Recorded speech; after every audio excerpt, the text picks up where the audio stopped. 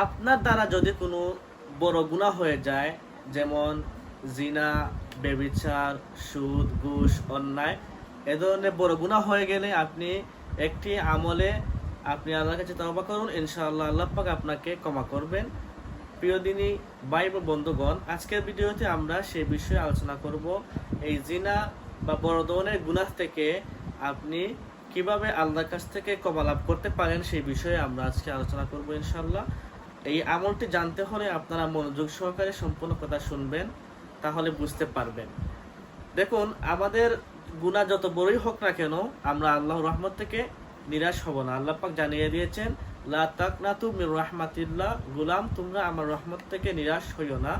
আমাদের গুনাহ যত বড়ই হোক না কেন, আমরা আল্লাহর রহমত থেকে নিরাশ হব না।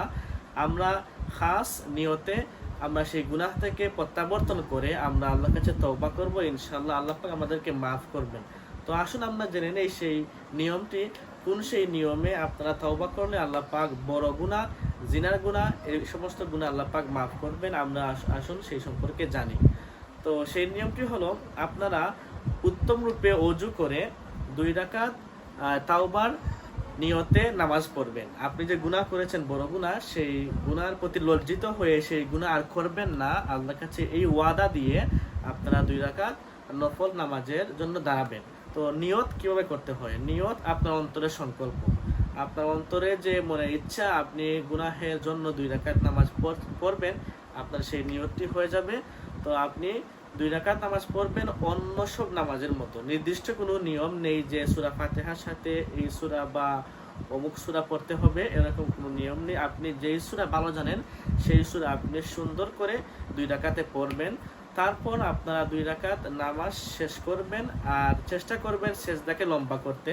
এবং এই 2 রাকাত নামাজের সর্বশেষ সেজদার মধ্যে আপনারা আস্তাগফিরুল্লাহ অর্থাৎ ইস্তেগফারটি পাঠ করার চেষ্টা করবেন। অর্থাৎ 2 রাকাত নামাজের শেষের সেজদার মধ্যে আপনারা একটু সময় নিয়ে সেজদা দিবেন, আর সেজদার তাসবিহ পাঠ করা শেষে আপনারা ইস্তেগফারের যে বাক্য রয়েছে, আস্তাগফিরুল্লাহ রাব্বি মিন কুল্লি যামবি ওয়া আতুবু ইলাইহি, অথবা আস্তাগফিরুল্লাহ আল্লাযী লা ইলাহা ইল্লা হুয়াল হাইয়ুল কাইয়্যুম ওয়া আতুবু ইলাইহি, অথবা ইস্তেগফারের সংক্ষিপ্ত বাক্য হলো আস্তাগফিরুল্লাহ আস্তাগফিরুল্লাহ। সেই আস্তাগফিরুল্লাহ আপনারা সেই সেজদার মধ্যে পড়বেন, আর আপনারা চেষ্টা করবেন যে কান্না করার, কারণ কান্না করে কোনো কিছু চাইলে আল্লাহ পাক সেই বান্দাকে সেই জিনিসটি দান করে। আপনারা কান্নারত অবস্থায় সেই সেজদার মধ্যে আপনারা গুনাহের প্রতি লজ্জিত হয়ে অনুতপ্ত হয়ে আপনি আল্লাহর কাছে কাকুতি মিনতি সহকারে আপনার গুনাহের জন্য মাফ চাইবেন। তারপর নামাজ শেষ করার পর আবারও ইস্তেগফার পাঠ করবেন, অতঃপর দুরূদ শরীফ পাঠ করবেন। কারণ দুরূদ শরীফ পাঠ না করলে হাদিসের মধ্যে এসেছে যে কোনো আমল আল্লাহর কাছে কবুল হয় না।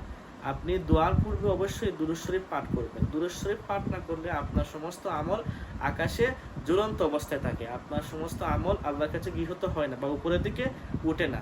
তো আপনি দুরূদ শরীফ পাঠ করে আপনি মুনাজাত করবেন। মুনাজাতের মধ্যে আপনি আপনার গুনাহের কথা স্মরণ করে আপনি কান্নাজনিত অবস্থায় আল্লাহর কাছে আপনি ইস্তেগফার করবেন, মাফ করবেন, ইনশাআল্লাহ আল্লাহ পাক আপনাকে মাফ করবেন। আপনি এই প্রত্যাশা অন্তরে রাখবেন, আর যে গুনাহ করেছেন সেই গুনাহের দিকে আপনি আর যাবেন না, এই বলে আল্লাহর কাছে ওয়াদা দিবেন।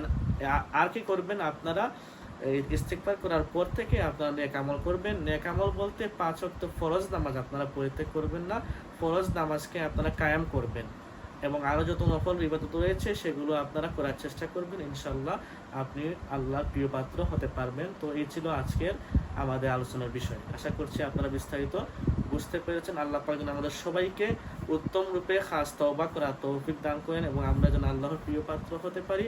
আমরা যেন শয়তানের ওয়াসওয়াসায় এবং শয়তানের কুমন্ত্রণার মধ্যে পড়ে গুনাহের মধ্যে ডুবে থেকে আল্লাহকে ভুলে না যাই। আল্লাহ পাক আমাদেরকে সেই তৌফিক দান করুন, আমিন। আসসালামু আলাইকুম ওয়া রাহমাতুল্লাহ।